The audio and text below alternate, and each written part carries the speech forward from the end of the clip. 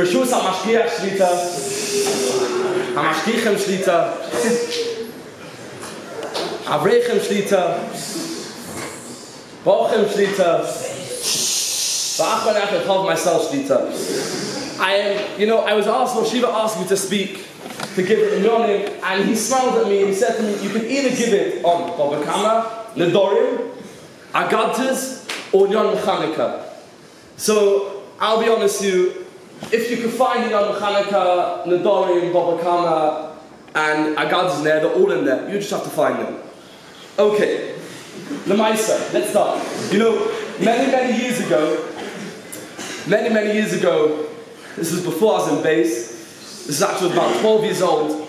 I was on a flight with my parents, the 747 El Al flight to Eretz Yisroel, and it's the first time I think the first or second time I was going to Eretz Yisroel, and it was a big thing for me. And I come onto the flight, and I'm sitting next to my father and my mother, and I see in front of me within an hour of my flight, I don't know why I didn't notice before, I see the most incredible microwave.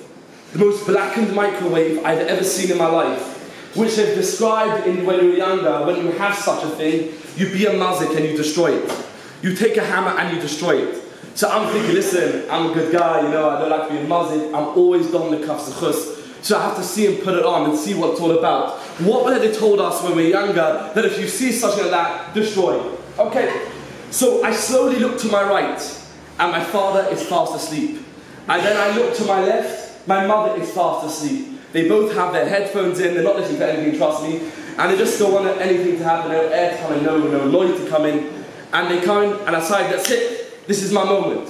I go and I put it on. But the problem was, I by mistake put my mother's one on. And it came out, and Mother's like, what's happening? So I quickly turned it off. I quickly turned it off with all my hands, and I quickly turned it off. She's like, what is that? I said, Mum, you've been dreaming. I have those dreams as well, trust me. Yeah, I said, what is that? I said, nothing. What is that noise? I said, noise? What noise? So he goes, the noise. I was like, noise? No, the moon that fell off the cow. Well, of course the noise. What else was there? So I said, Yossi, just think of anything that comes into your head. So I said, Mother, what happened is that one of the stewards called out, they've got a problem with the left wing. The Kratik has its own pressure system, which describes in its own mental, physical way, and describes it in its most andramatic potential, where the Carlson system drives on its own fingernails and fits in perfectly. But you should know, Baruch Hashem, they've got everything under control. My mother's looking at me as if I've absolutely gone nuts. But then she bought it. And I said, Baruch Hashem, she bought it. And then I go, yeah. And they said, Baruch Hashem, everything's gone well. And they said, Baruch Hashem. I was like, yeah, they're Jewish, of course. They said, Baruch Hashem. Baruch Hashem is Tzionistan Tshuva. So I turned it Baruch Hashem was off. And then I looked onto my right, and I put it on. Finally, my mother's sleeping, everything's fast asleep. And I put on, and comes onto the screen, the most amazing thing. Previously on Prison Break. And I'm thinking, this is my dream. I've never seen anything like this. What's going to happen? And Rabbi Sai, you're all probably thinking, what on earth is it got to do with Hanukkah? Rabbi Sai, it's coming, trust me. It's got a lot to do with the number 8 and 5. No, I'm just joking. It's got to do a lot with Hanukkah. Just wait. So comes onto the screen the most amazing thing that stuck with me for a very long time. I don't do Chazorah that often, but it stayed in my head.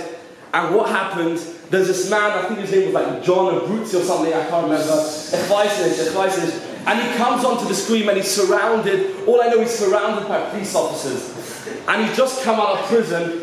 And Mashkich were thinking, why on earth do we tend to speak? Trust me with that. And I'll tell you, he's coming onto stage, and he's in a house, and the police officers surround him, and they say, John Abruzzi, come with your knees off the floor. So he's thinking, so he's like, okay, I'm coming out. So everyone's thinking, so I'm thinking, okay, this is when he just does some mad ching-chang move, knocks all the police on the floor, like every stupid movie in the world. Not that I watch movies, yeah, you have, no, I haven't, take you. So not that I have, but see, so you think, but that's what happened. He comes out, and They say, Jana Brutzi, put your knees on the floor. And he's got like his gun in front of him. And he says this line, I only kneel to God. And I don't see him over here. The biggest toy shop, boys, Hashem is everywhere. But anyway. So he's come out, and slowly, instead of putting his knees on the floor, he takes out his gun, doesn't think, starts shooting them, and then he gets shot dead. The boy side, I have one question. What an idiot. If he would just thought for 1 second, think, what are you doing? Okay, they got you. You'll get out again. You're head of the mafia, you got something. What are you doing? Get out, think. The boy side, a goy doesn't think. They see Olam Hazeh around them, they see what it is, and that's what comes in front of them, that's all. I'm not getting out, so I'll try and kill anyone I can. That's a goy. There's a certain make. It's called Nike. Yeshivas Nike. Nike Saltadaton Ella Nike. That's not too late. Baba comes up. You understand? Yes, not too late. Don't worry. Anyway, he comes out. So there's mixed with Nike. What does it stand for? It stands for just do it. Just do it. All you see, do it. You see them say, do it. You see them say, do it. That's all you do it. Do it. That is Olam Hazeh. That is a goy. That is what Olam Hazeh is a goy. They see what's in front of them. They want to do it. Rabbi said there's a massive fundamental difference between Hanukkah and Purim. Chanukah, Rabbi Chanan brings down, they try to destroy us spiritually. Purim, they try to destroy us physically. What is the difference? When someone tries to destroy you spiritually, there's no point to go out. Sorry, when someone tries to destroy you physically, there's no point to go out to war. Why? Because it's obviously a sign from the Rabbeinu Shalom, there's something up here, go and tshuva. When someone tries to destroy you spiritually, that might not necessarily be a fault in you. It's a test of your mind. How strong will you do for the Ratzon Hashem? There's two different types of people who find it hard to learn. There's one type of person who finds it hard to learn. Why? Because he's got other things that have in mind that blocks him from learning. There's another type of person who not necessarily hears the problem, but it's a test from the Bais. In the Hanukkah and Purim, they thought, what is wrong with us? Why in Purim are there a decree against the whole of Klal Yisrael? Why? What is it? What is it about Purim that HaKadosh Baruch Hu wants to destroy us? They thought, they realized it's us. We are the problem. We have to do tshuva, and we have to fast and do the Ratzon Hashem. Kiblu v'kiblu, they re-accepted the Torah, mi'ava, and that came the Geula. In Chanukah, they also fought, but they fought on the other side. We're learning, we're doing well, but however, it's a test for us. How are we going to moisten nefesh for the Rabbeinu Shalom? So what did they go out? They went out to fight for the Rabbeinu Shalom. That's the difference. A person who sees the problem in himself, think, why is it me that I'm the problem? Why do I find it hard to learn? Is it because it's me? Because I've got other things in my mind? Then that's a problem in yourself you have to change. But if it's a problem that you are a good person, nothing wrong with you. But it's you yourself who find it hard to learn, then it could be that HaKadosh Baruch Hu wants to fight and keep pushing even in the hard times.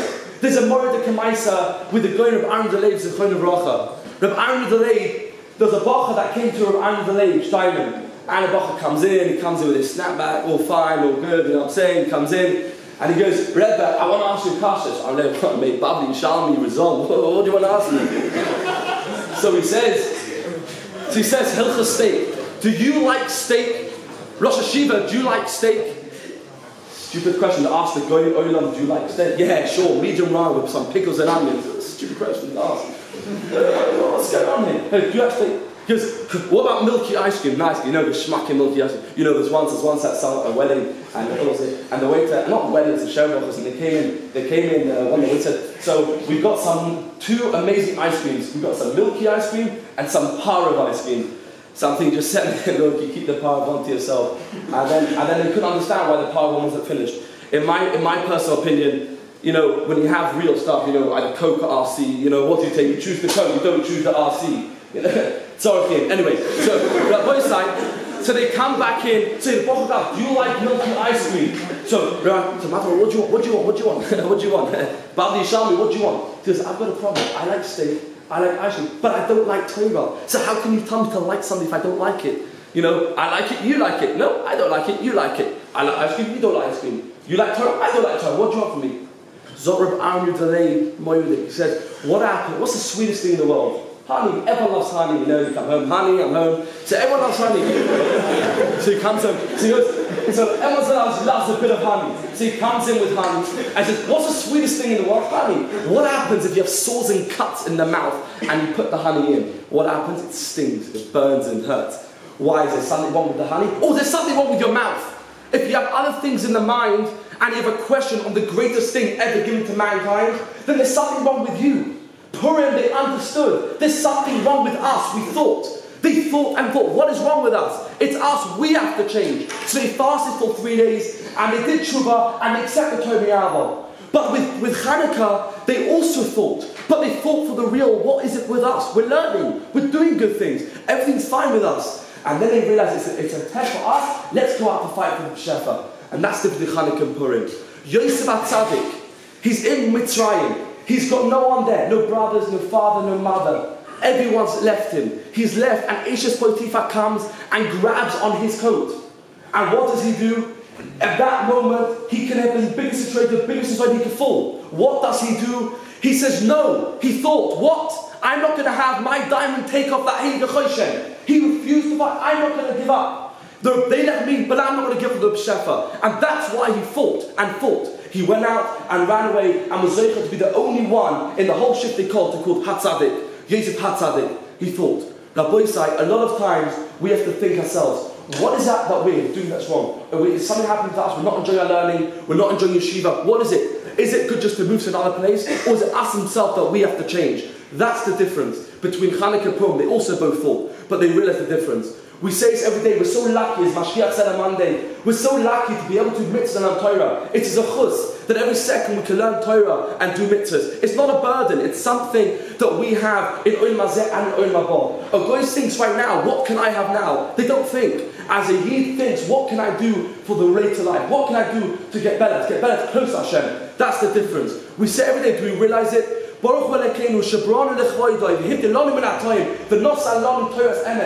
you think of why is it? What is Torah's emes? It's true Torah. True Torah. Torah is true. It's true Torah because that's b'chayim. You see in front of you, that's life. Not only is it oil mabah, it's oil mazeh.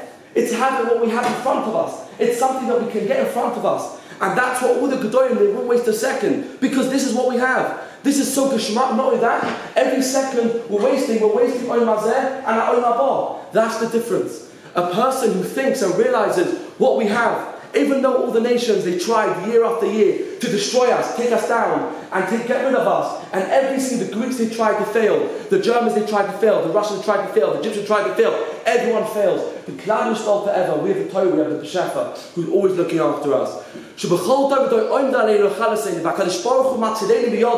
There's never ever a situation where Hashem to look after us. Let's show him with respect and what we could do from our level and our koichas to do the rots in Hashem, to keep going and thinking when we see a situation where a person, he's got in front of us, he can do an Avera, but think, everyone knows when that Avera does, no one wants to, a few minutes later, what would they do? What did I do that for? Why did I do it? Think. If that's the after effect, then pull it before. If you pull it before, it might come death to sin. And a person who goes to Seder, 3 hours Seder, I know it's hard not to battle, but realize there's no one in the world who will always never be, who will ever say they've never been through a 3-hour Seder without battle and never lived a life of pleasure. That, if you think and bring that to before your Seder, you'll be able to have a much better Seder.